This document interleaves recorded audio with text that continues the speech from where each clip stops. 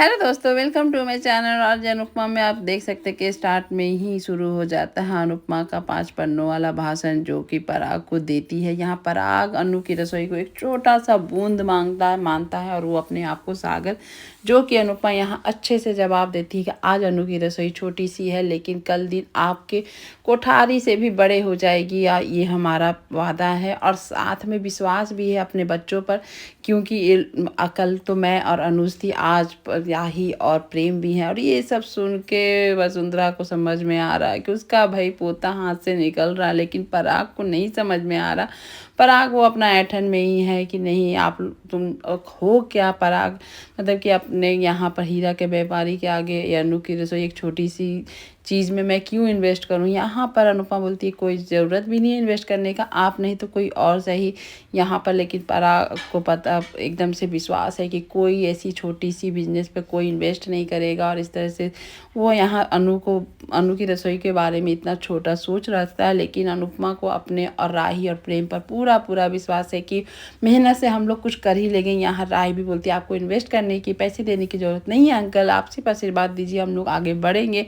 यहाँ पर अनुपमा को पराग बाप है, लेकिन उससे ज़्यादा प्रेम पर भरोसा अनुपमा को है कि आज नहीं तो कल वो नाम आपका रोशन करेगा। ये सब वसुंधरा को अब हजम नहीं हो रहा कि वो समझ रही है कि उसका पोता वहाँ से निकल रहा है, अब वो अनु के पास, अनुपमा के पास ही रहेगा। वो तो उसका सर पकड़ लिया। यहाँ आकर ख्याति वही पूछ रही होती है और वह बताती है कि ये सब जो हो रहा सही नहीं हो रहा, कल अब मेरा बेटा मेरे साथ नहीं रहेगा, उन लोग के साथ ही रहेगा। और वो सुन लेती है अनुपमा भी। अब अनुपमा क्या करेगी वो तो आगे पता चलेगा, लेकिन यहाँ सर दर्द बन गया है वसुंधरा का कि पराग का गलत सोच के लेकर, डिसीजन को लेकर। यहाँ अनुपमा घर आ जाती है। घर आकर मेहंदी का रंग देखकर अनुज को याद करती है कि वो अनुज से कितना, मतलब कि आज के दिन जो आज बेटी का शादी हो रहा है, तो हर एक वाइफ अपने हस्बैंड को तो याद करेगी ही कि आज के दिन इमोशनल भरा दिन होता है। तब तक आ जाती है राही आकर आज वो बात अपना रख देती है जो होता है गौतम के साथ, जो गौतम ने उसको बदतमीजी की थी और उसने थप्पड़ जड़े थे। यहाँ अनुपमा राही को सपोर्ट करती है, बोलती है तुमने थप्पड़ क्यों जड़े, तुमको तो उसे चमड़ी उतार के मारना चाहिए था, ऐसे लड़के को तुम इस तरह से कैसे बर्दाश्त कर सकते हो। तो यहाँ पर राही बताती है मैंने जो बर्दाश्त किया उसका बर्दाश्त के कारण प्रार्थना है। और यहाँ देखिए दामाद साहब को इतना लाड प्यार दिया जा रहा है पराग की तरफ से, लेकिन वसुंधरा समझ रही है जो हो रहा है सही नहीं हुआ। यहाँ पर पराग उसको एकदम से प्यार कर रहा है कि आज तुमने बेटे का फर्ज निभाया है, तो तुम तो मेरा बेटा ही हो। यहाँ पर वसुंधरा उठती है, बोलती है हर चीज़ बिजनेस से नहीं होता है, कुछ चीज़ रिश्ते के लिए होती है, तुम लोग दे देते पैसे तो कोई दिक्कत नहीं था, तुमने ऐसा क्यों किया। यहाँ पर पराग बा को भी गलत बोलता है कि आप क्यों हर चीज़ में उसका गलत चीज़ में सपोर्ट करते हैं। यहाँ पर वसुंधरा बोलती है तुमको तो उसका हर सही चीज़ भी गलत लगता है। इस तरह से माँ बेटे के बीच में थोड़ी दूरी भी आ जाती है। यहाँ पराग अपने दामाद की सराहना करने में कोई कमी नहीं छोड़ता है और चला जाता है। और वो थप्पड़ जो राही ने थप्पड़ दामाद जी के गाल पर जड़े हैं उसको तो जिंदगी भर वो भूल नहीं पाएगा। यहाँ पर अनुपमा अपनी बेटी के सपोर्ट करते हुए और प्रार्थना के बारे में सोचते हुए कि आज वो लड़की कितनी कष्ट में है, उसके कारण उसकी फैमिली है, फैमिली वैसा माहौल ही नहीं दे पा रहा है कि बच्चे अपने मन से कुछ बोल सके, आज़ादी से बोल सके। आज वो प्रार्थना को लेकर बहुत मतलब कि दुखी है और सोच रही है कि कैसे क्या होगा। और अपनी राही को भी समझा रही है कि तुम जो भी करो सोच समझ के करो कि प्रार्थना पर कुछ असर ना पड़े। साथ में प्रार्थना को भी ऐसा करना है कि वो अपनी लड़ाई खुद लड़ सके। और मतलब कि जिस तरह से गौतम जैसे लड़के को तो भाई कैसे कोई बर्दाश्त कर सकता है, उसके इतना कमीना लड़का कैसे कोई। राही यहाँ पर बहुत गुस्से से भरी है कि मैं तो उसको छोड़ूंगी नहीं, मैं तो सबके सामने उसको जलील करके रहूँगी, और मैंने जो थप्पड़ जड़े हैं उसकी तो ज़िंदगी भर याद रहेंगे। तो यहाँ पर अनुपमा जानती है उसकी बेटी शेरनी है और शेरनी से कोई कैसे लड़ सकता है। और यहाँ अनुपमा अपना फुल सपोर्ट राही को देती है कि अगर उस घर में अगर गौतम जैसे लड़के हैं तो तुम्हें दिन रात चौकन्ना रहना पड़ेगा। और यहाँ पर राही बोलती है मम्मी आप साथ हैं तो मैं सब कुछ कर लूँगी। अनुपमा बेचारी एक तो टेंशन तो हो ही जाता है कि अगर बेटी के ससुराल में ऐसे लोग हैं तो कैसे बेटी सुरक्षित रहेगी नहीं रहेगी।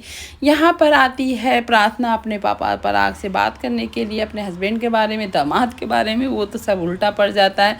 यहाँ पर वो कुछ बोले उसके पहली पराग अपने दामाद के गुणगान बखान सब कर रहा होता है, अपने बेटे से भी ज़्यादा प्रेम से भी ज़्यादा ज़्यादा वो अपने दामाद गौतम से प्यार करता है। और यहाँ बोलता है कि जो अपने ससुराल वाले को इतना इज्जत और प्यार देता होगा तो सोचो अपनी वाइफ के साथ कितना प्यार इज्जत देता होगा। बेचारी प्रार्थना ही जान रही होती है।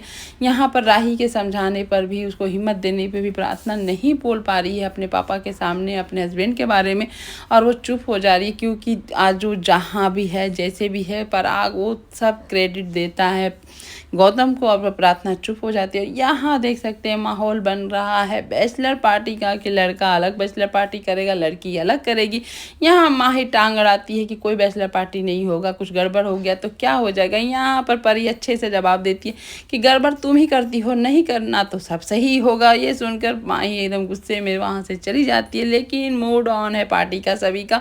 यहाँ पार्टी का प्लानिंग चल रहा होता है, और यहाँ पर उन लोग को पता है कि यहाँ पराग बा साथ में गौतम नहीं रहेंगे घर पे तो अच्छे से पार्टी हो जाएगी। और यहाँ पर आप देख सकते हैं कि परी को लेकर मतलब किंजल और तोसू थोड़ा सा अपसेट है कि मेरी बेटी का वेट है। आजकल बोला जाता है कि सब कुछ चेंज हो गया है, सब कुछ पहले जैसा नहीं है, लेकिन ऐसा ही है कि कल दिन बेटी के लिए शादी के लिए निकलो और बेटी का वेट है चाहे कुछ है तो लोग बहुत बातें करते हैं। ये तो बात परफेक्ट है। यहाँ पूजा के लिए अनुपमा पहुँच चुकी है और यहाँ पर देख रही होती है। गौतम को देख कर तो पहले तो अनुपमा का खून जल रहा होता है, लेकिन अपने आप को संभालती है। और यहाँ पर पूजा और यज्ञ के लिए बड़े लोग को ही शामिल होना होता है, तो वहाँ पर आ जाती है अनुपमा। बा और बाबूजी बोलते हैं पीछे से आ रहे हैं, और यहाँ पर मंदिर में वो लोग दोनों सभी बड़े पहुँच जाते हैं।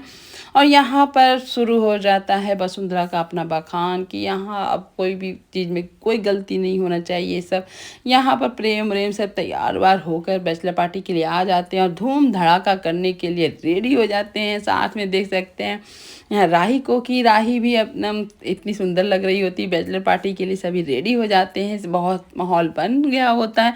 लेकिन सारे माहौल बनने के बाद भी अब आगे क्या करना है ना लड़का वाला को मालूम है ना लड़की वाला को मालूम है। दोनों बैठ के डिस्कस कर रहे हैं। कोई बोलता चलो लड़का बुला लेते हैं तो अच्छे से डांस करेंगे, कोई बोलता लड़की बुला लेते तो अच्छे से डांस करेंगे। फिर वीडियो कॉल होता है, वीडियो कॉल में दोनों एक दूसरे का मतलब कि झूठ मूठ का बखान करेंगे, मैं तो इंजॉय कर रहा हूँ, मैं तो इंजॉय कर रही हूँ। ऐसा कुछ नहीं होता है, लेकिन वीडियो कॉल में दिख जाता है कि यहाँ पर प्रेम किसी लड़की को पार्टी में बुलाया है। और ये देखकर मतलब कि राही एकदम से गुस्से में भर जाती है और आती है, सभी लेडी गैंग को बोलती है कि तैयार हो सब चलो यहाँ से कोठारी मेंशन है। यह सुनकर सभी दंग हो जाते, क्यों? तो यहाँ पर वहाँ लड़की गई है डांस करने के लिए, हम लोग संस्कारी बन रहे हैं और वो लोग देखो क्या कर रही है। सुनकर सभी हैरान हो जाते हैं। अब आगे देखने में मिलता है कि आखिर क्या करती है राही इस पार्टी में। Thank you.